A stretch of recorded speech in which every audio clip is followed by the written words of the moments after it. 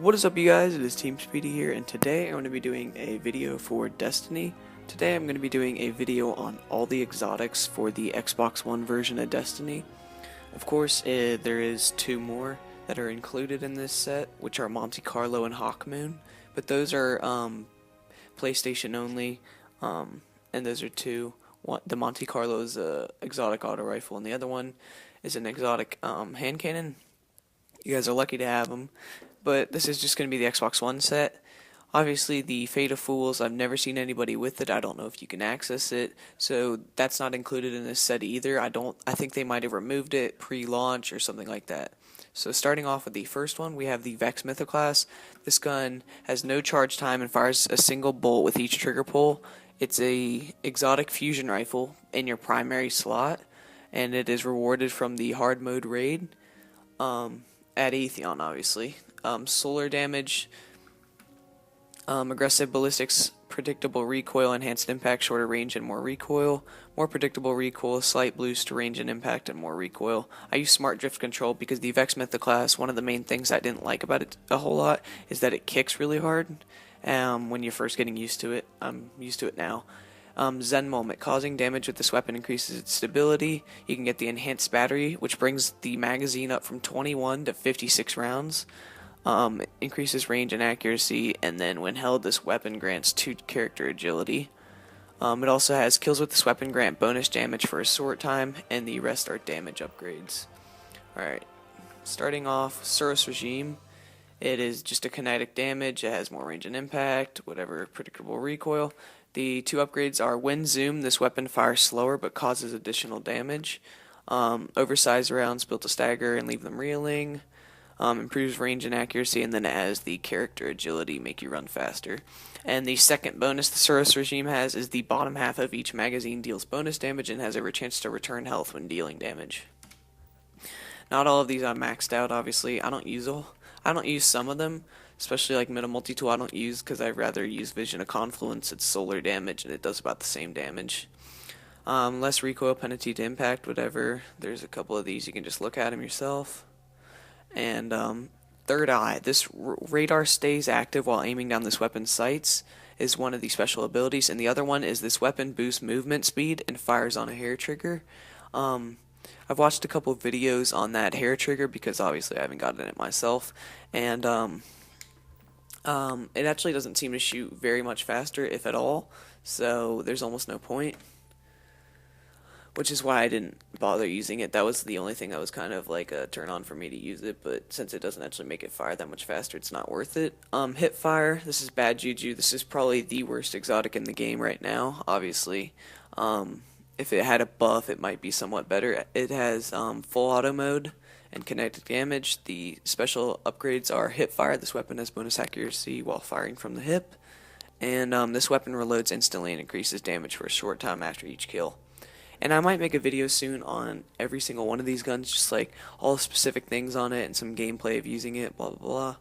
But I haven't really decided. Thorn, which is probably one of my favorite weapons. If they boosted the magazine size, see, I think Thorn should be buffed in some areas, but if they boosted the magazine size, it would become way too overpowered in PvP. Because of the fact that you can put somebody down with 2 to 3 shots in PvP. Obviously, this is with other hand cannons as well, but this, one of the special things, really kills in PvP, and it really helps out. But in PvE, it's not that good. The special upgrades are the last round in a magazine deals bonus damage, and rounds pierce targets and cause lingering damage over time. So that's a really good upgrade if you can use it that much. Once you get that, it becomes a killer in PvP. It's awesome. The next exotic we have is Hardlight. This is probably one of my least favorite exotics. Some people I know like it, but I think it just has way too much kick and it's just all over the place and whatever.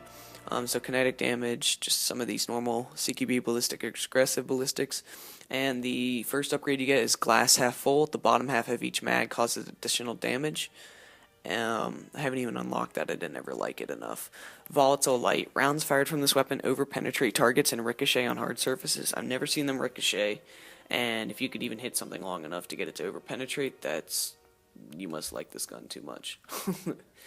Alright, on Universal Remote, This gun sounds really cool when you think about it, but it's actually not that good because of the fact that the rate of fire is too slow and the impact's not high enough, so you can't actually really kill anybody. You have to shoot once and then punch if you're going to kill something, which is mostly a PvP kind of thing. And I guess they would work okay in there, but everything else it's not that good in. It has soft ballistics and CQB. Crowd control, kills with this weapon grant bonus damage for a short time, and range and precision damage increases greatly when aiming down the sights. I've not unlocked that. I have a couple friends who have it, and they say it's pretty good. But other than that, I think it's under. It needs to be buffed. Red Death, this is a great pulse rifle for PvE or PvP. I just got it the other day, so I haven't even got to upgrade it yet, but it is great. Unflinching, it's easier to aim under fire using this weapon, and Red Death, each kill heals you and speeds up reloads, so that is a crazy good upgrade to have on your pulse rifle, and so I think it's a very good pulse rifle. The Last Word, this was sold by Zur about 2 weeks ago. It has hip fire. This weapon has bonus accuracy while firing from the hip, and bonus damage and stability, extra precision damage when firing from the hip. So I've almost unlocked that. The special thing though is this weapon can be fired quickly and continuously, so it fires crazy fast for a hand cannon. This hand cannon's probably one of the worst in PvE. However, in PvP, it's probably the best, seconded to Hawkmoon, which is probably just a little bit better. But we're Xbox One. We like to get shafted, so we don't get anything. Plan C. This is probably one of my favorite exotic fusion rifles. I use it so much, and it's so overpowered. It's very, very powerful. This weapon has bonus accuracy while firing from the hip, reduces charge time, and then charge and equip times are very short immediately after weapon swap. It's an arc damage fusion. It does loads of damage, and I really like it. Pocket Infinity, probably my favorite fusion rifle other than Vex. It has solar damage, and it's expect to find more ammos for this weapon. And then Pocket Infinity fires in full auto mode and has a chance to return rounds that miss to the magazine. So with the nerf they did to this weapon a few months back, you had 8 rounds on the mag, and the charge time wasn't as short. Now they reduced it to 3 rounds on the mag and a really bad charge time. But if you can charge it up, you can at least get 1 or 2 people with those 3 rounds while you're going in full auto mode. So it's actually still pretty powerful. Patience and Time, Arc Damage, Exotic Sniper. These special abilities are Third Eye. Radar stays active while aiming down this weapon's sights. And you gain active camouflage while aiming down the sights. So those are 2 really good upgrades. Once you get it to about the Field Scout upgrade, it's actually really, really good. And if you can stick with it that long, it's pretty good.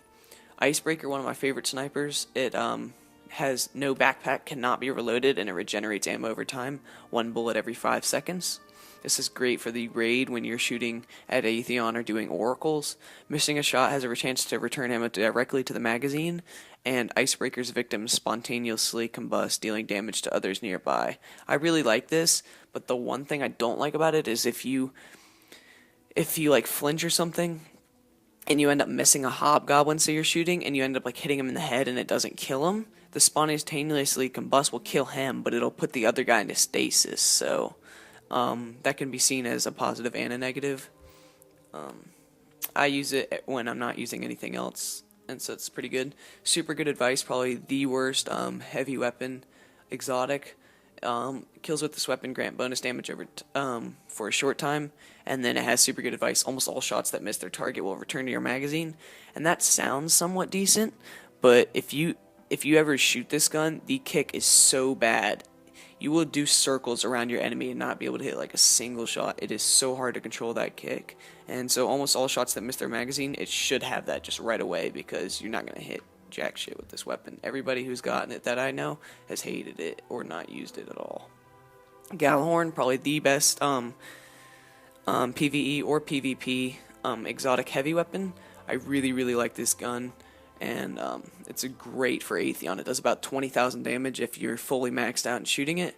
And on the normal, I'm not sure about hard mode, but normal mode, it only takes 16 maxed out GJALLARHORN shots to kill him. We ran through in one portal. We just had like 3 guys with GJALLARHORNs just sitting at the back, unloading like 5 tubes each, and he was just dead. Tracking, shells from this weapon track their targets, and then there is Wolfpack rounds fired from this weapon split into tracking cluster missiles upon detonation. So until you get about this upgrade right here, the gun isn't that good. It's somewhat average, but once you get these Wolfpack rounds, this gun becomes a monster. And two more guns we have is we have the Truth, which is an exotic rocket launcher. It has grenades and horseshoes. Rockets from this weapon will detonate early based on proximity. This is probably the best PvP exotic rocket launcher. However, it's probably not that good for PvE. I don't like it for PvP. I used it for PvP, but I don't like it for PvE.